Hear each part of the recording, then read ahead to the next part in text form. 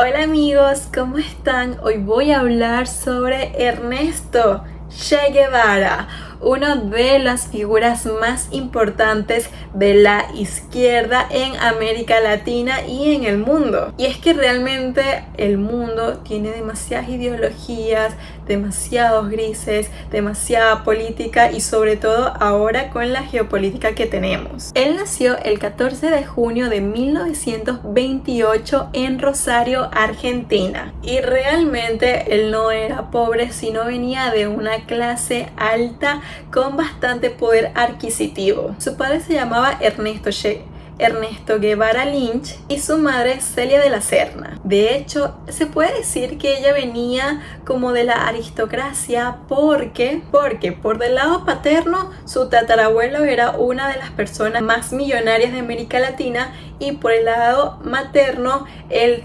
digamos que fue descendiente del virrey Perú en ese entonces.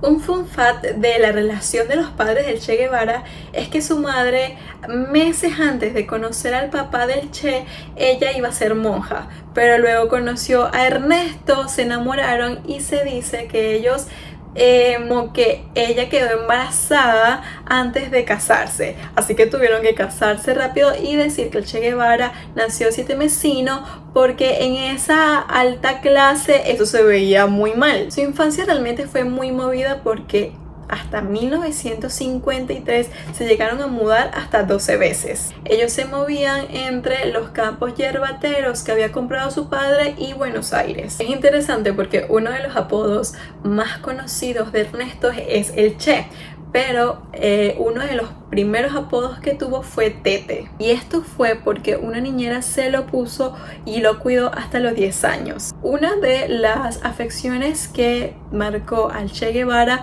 desde su infancia hasta su adultez fue el asma.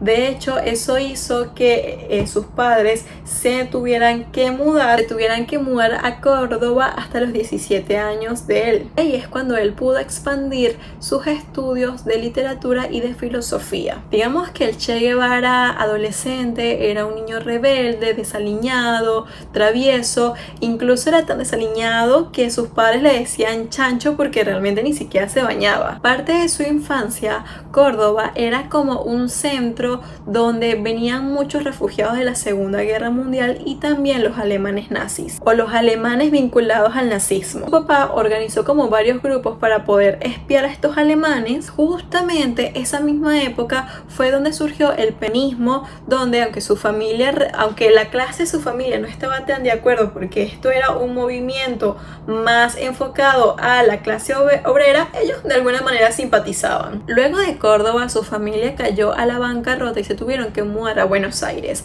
Ahí justamente Ernesto empieza sus clases de medicina en la Universidad de Buenos Aires. No solamente él estudiaba, sino que también trabajaba en una clínica especializada en alergia. Él empezó a viajar.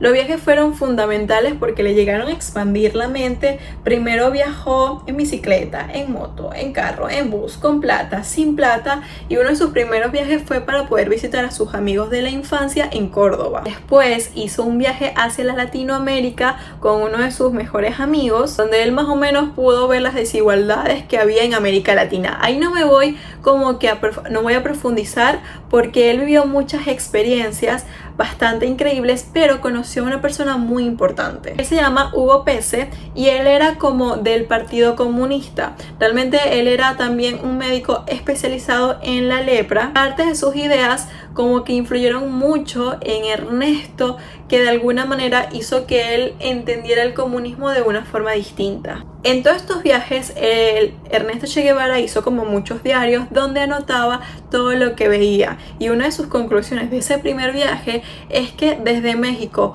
hasta el estrecho de Magallanes todos éramos una sola raza. También es interesante porque él ahí hace como un libro llamado La Guerra de las Guerrillas, donde empieza como que a modificar y a expresar las tácticas de cómo era el trabajo agrícola, el obrero, gracias a todo lo que él pudo recolectar en sus viajes. En el año 53 él pudo culminar la carrera de medicina. De hecho, como que pasó 14 materias que le faltaban en menos de 6 meses y se pudo graduar. Ahí hizo como un segundo viaje, pero su idea era llegar a Caracas. En este segundo viaje él llega hasta Guatemala, donde se quedó como unos 9 meses. Pero justamente cuando él llega, 6 meses antes, iban a dar un golpe de estado en Guatemala. Él no conseguía trabajo ni nada por el estilo. Realmente su situación era bastante crítica. Justamente ahí conoció a una mujer llamada La Jadea, quien sería su primera esposa, pero más adelante. Ahí también conoció a Antonio Ñico López. Él era un exiliado cubano, exiliado porque él había, digamos que, participado en el cuartel, en la toma del cuartel de Moncada en Cuba, y él justamente, obviamente ellos hicieron clic enseguida. Él fue quien le otorga o que le pone el apodo de Che, porque cada vez que Ernesto se dirigía a alguien decía Che para decir a vos. Entonces, de alguna manera, él fue quien le da ese sobrenombre que lo llevaría hasta lo último de sus días. Él luego se va para El Salvador. Cuando regresa a Guatemala ya está en pleno golpe de estado y su novia de ese entonces, Hilda, fue arrestada y el Che, que hoy en día en ese entonces sería el Che, se refugió en la embajada argentina. Cuando él encontró un salvoconducto, buscó a Hilda, la relación se había enfriado, así que él viajó a México solo. En 54 ellos se reencontraron y tuvieron a su primera hija, por lo que también se tuvieron que casar. Entonces, Ernesto Che Guevara se une al movimiento 26 de julio, que era como un movimiento liderado por Fidel Castro. Cuando en ese entonces llega Raúl Castro, conoce al Che Guevara, congeniaron enseguida. Al mes llega Fidel. Fidel de alguna manera lo acepta en el movimiento y le pide ser el médico del partido. O bueno, no del partido, sino de esa organización. En el año 56 ellos de alguna manera habían sido entrenados como tal cual guerrilleros por el español Alberto Bayo Guirou, de los cuales Ernesto se convirtió sorprendió bastante por todo lo que hacía y se convirtió en un líder. Ellos fueron arrestados por la policía mexicana y justamente Ernesto le dice a la policía que él era comunista, que él hacía todo esto para la Revolución Cubana. Lo dijo 3 veces al frente de Fidel Castro y Fidel Castro le encantó su lealtad. Fidel lo liberaron y hasta el sol de hoy no se sabe los motivos como Fidel hizo para que semanas después pudieran liberar al Che Guevara, pero juntos pudieron tomar un barco desde México hasta Cuba con 82 soldados. Esto fue en un yate llamado Granma. Para ese entonces Cuba estaba gobernada por Fulgencio Batista,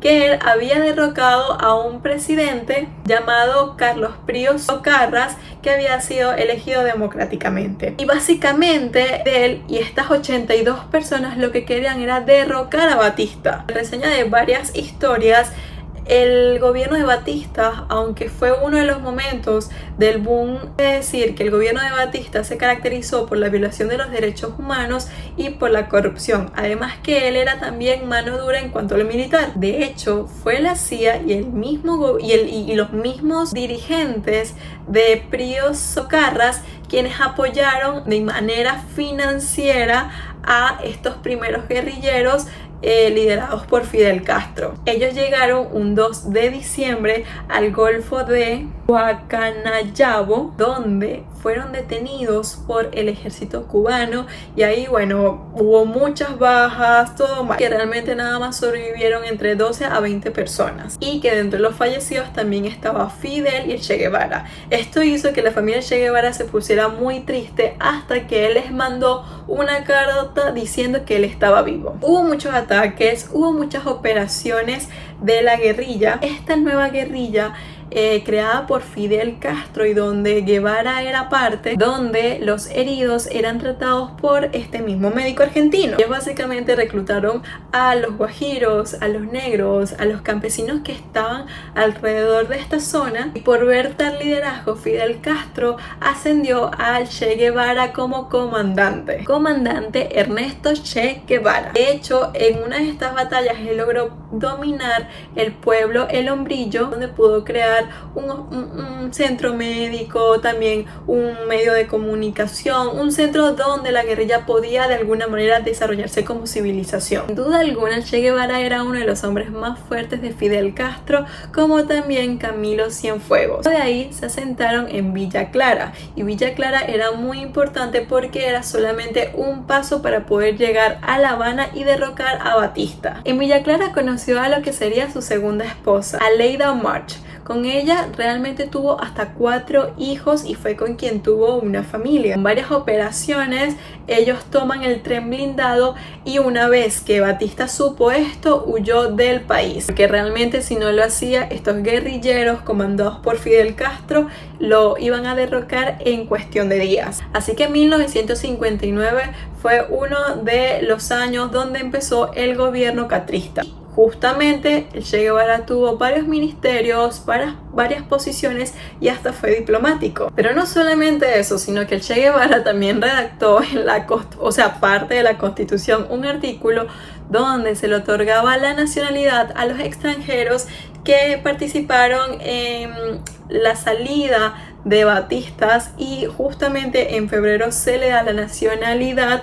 como cubano. Básicamente él era una persona que confiaba mucho en el socialismo como ideología política y quería expandirlo de todas las formas posibles. Se dio cuenta que el imperialismo y Estados Unidos no era lo mejor, y que Cuba no tenía que depender tanto de Estados Unidos sino de la Unión Soviética. En sus anotaciones él asegura que el guerrillero tiene que proteger las tierras agrícolas, y por ende él empezó como una serie de viajes a comercializar el azúcar a otros países fueran Estados Unidos, ya que Estados Unidos era uno de sus principales compradores. Entonces el nuevo gobierno de Cuba tuvo sus enemigos. No solamente eran guerrillas distintas a la de Fidel Castro, sino que también el presidente Trujillo de República Dominicana estaba haciendo todo lo posible para quitarlo del poder, y detrás de él la CIA también hizo varias operaciones de sabotaje. En cuanto a la forma como él asumía sus cargos, se dice que él era austero, era humilde, era simple,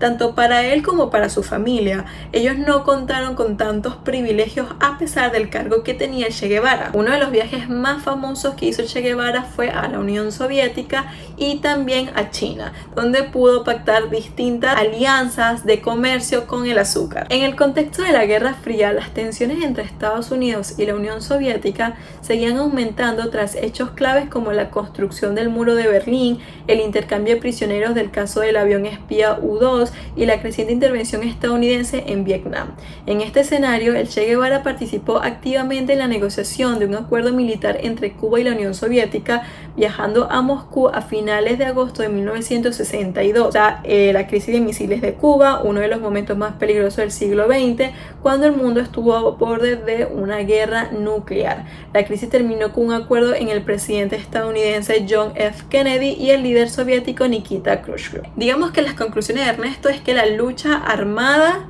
es lo ideal para que el socialismo surja, y también para poder vencer al imperialismo, es decir, Estados Unidos. De hecho, él se separa del cargo y a través de una carta le dice a Fidel Castro que renunciaba tanto a la nacionalidad cubana como a todos los cargos que tenía, porque él quería seguir teniendo su ideal de revolución en otros países como Asia, América Latina y África. Él intentó tener guerrillas en otros países, pero fueron un fracaso. Sin embargo, en Nicaragua llegó y triunfó porque estaba el sandinismo y también los tupamaros en Uruguay. En Argentina también trató de hacer lo mismo, pero también fracasó. En 1964 él se va para África con unas tropas cubanas justamente a la República Democrática del Congo, pero por un tema de que no tenían tanto apoyo, por un tema de idioma, por una falta de disciplina, también fracasaron al respecto. Es gracioso porque en parte de las cartas que le dejaba a Fidel Castro ponía la victoria siempre. Y los venezolanos sabemos muy bien qué significa eso, porque Hugo Chávez también lo ponía y lo hizo como propaganda política. Así que el Che Guevara apareció de la vida pública por un buen tiempo después de su fracaso en África. Luego él habló con Fidel Castro, donde aseguró que él podía hacer algo en Bolivia. Fidel, por supuesto, lo apoyó y con sus tropas cubanas se instaló en el sudeste de Bolivia. Interesante de lo que pasó en África es que días después el Che Guevara retirara sus tropas, Joseph Mobutu dio un golpe de estado e instaló una dictadura por 30 años. Luego, el hombre que asesoró al Che durante su estadía le dio un golpe de estado a Mobutu a través de una rebelión armada. Posteriormente se trasladó a Praga, donde permaneció durante 5 meses en una casa de seguridad del Servicio Secreto Cubano, y este es uno de los periodos menos conocidos y más reservados de su vida. Volvemos a Bolivia. Resulta que él en Bolivia instala lo que era el Ejército de Liberación Nacional, que tenía apoyos en Perú, Chile y Argentina. Resulta que de ahí 2 personas fueron detenidas, de hecho fueron las que de alguna manera hablaron y le dicen a los soldados o a la agencia militar todo lo que estaban planificando. Ellos se lo dicen al gobierno de Bolivia. El gobierno de Bolivia contacta a Estados Unidos y a la CIA, y de alguna manera la inteligencia de Argentina, Chile, Paraguay, Brasil y Perú ya estaban al tanto. El 1 de agosto de 1967, la CIA envió 2 agentes para la casa del Che Guevara: el cubano estadounidense Gustavo Villoldo, Félix Rodríguez. Ahí fue un operativo donde murió muchas personas y el Che Guevara fue herido en la pierna. Todo esto ocurrió el 8 de octubre de 1967. Él fue capturado con otras personas. Fueron llevados a la higuera en una escuela donde fueron separados. Pusieron los cadáveres literalmente de los guerrilleros que se habían desvivido, y el presidente de Bolivia había dado la orden de poder ejecutar el Che Guevara. Realmente la gente de la CIA, Félix Rodríguez, tenía la orden para hacerlo, pero le costó, así que él pidió al soldado Terán que lo hiciera y luego lo desvivió. El resto del Che Guevara fueron llevados a Valle Grande, donde fue exhibido en un hospital por 2 días. El 10 de octubre le cortaron las manos para demostrar que en efecto sí había fallecido. Luego se ordenó la cremación de su cuerpo, pero por temas de que no sabían cómo hacerlo, de que no contaban con los insumos para poder hacerlo, lo enterraron en una fosa común con otros 6 soldados. Dije que él murió en 1967 y no fue hasta 1997 que un equipo cubano fue para el sitio a buscar los restos. Y no solamente estaba el resto de él, sino también los restos de sus 6 compañeros más. Estos fueron llevados a Santa Clara, donde básicamente se le venera a Che Guevara. Amigos, yo soy María Antonita Ascanio. Síganme en mis redes sociales para más. Síganme en mis redes sociales. Donen en mi PayPal si pueden y si quieren.